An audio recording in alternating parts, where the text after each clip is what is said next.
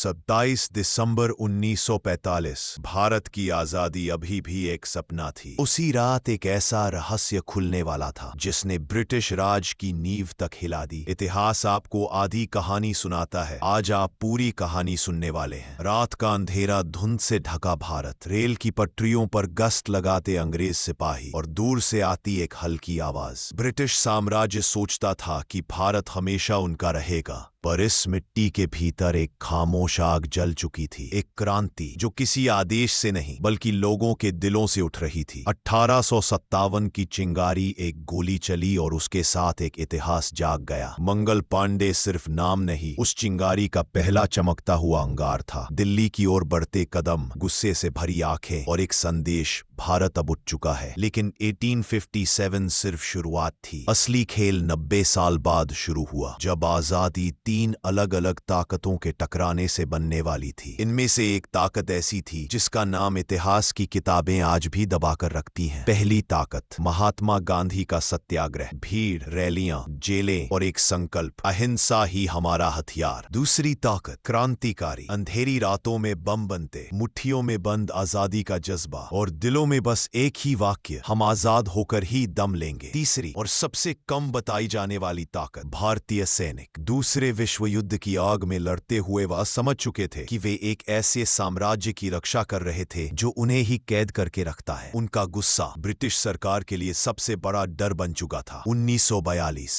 भारत छोड़ो आंदोलन, सड़कों पर नारों का तूफान, लाखों की भीड़ और एक आवाज, करो या मरो। ब्रिटिश सरकार दहल गई थी। पहली बार जनता, नेता और सैनिक एक ही दिशा में खड़े थे और ये एकजुटता ही उनकी हार का पहला संकेत थी। लंदन की मीटिंगें लंबी होती जा रही थी। थके हुए अधिकारी, भारत में बढ़ते दंगे और सेना में उठती बगावत की फुसफुसाहटें समझ चुके थे भारत पर शासन किया जा सकता है, पर भारतीयों की आत्मा को नहीं तोड़ा जा सकता। 14 अगस्त 1947 दिल्ली की हवा में अजीब सी खामोशी। लाखों लोग जागते हुए सड़कों पर उम्मीद की रोशनी और घड़ी की सुइयां 12 पर पहुंची तो एक सपने ने हकीकत का रूप ले लिया। भारत सिर्फ एक देश नहीं, एक अमर संघर्ष है और ये संघर्ष आज भी जारी है।